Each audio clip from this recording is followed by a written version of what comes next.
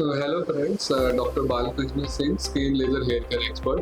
आज आपण बोलणार आहे विटिलिगो बद्दल. सिंपल आहे, विटिलिगो मध्ये जास्त त्रास स्किनमुळे होतो की लोकांच्या नजरेमुळे होतो. खूपदा म्हणजे ज्यांना सफेद कोड आहे, विटिलिगो त्रास आहे, असे बरेचसे पेशंटला त्या आजारापेक्षा लोक काय म्हणतील याच्यावर जास्त भर असतो. आता सिंपल आहे, विटिलिगो म्हणजे काय? विटिलिगो म्हणजे शरीरावर पांढरे डाग येणे.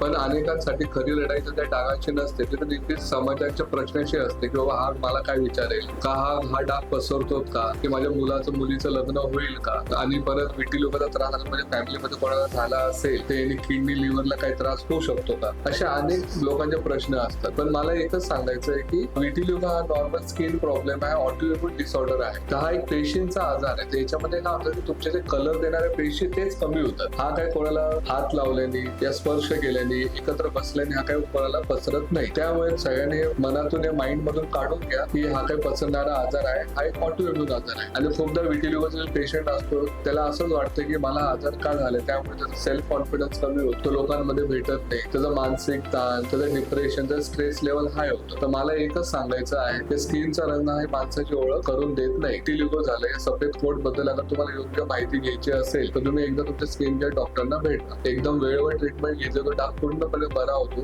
ते एकदा तुम्ही तुमच्या स्किन डॉक्टरला कन्सल्ट करा. Thank you very much.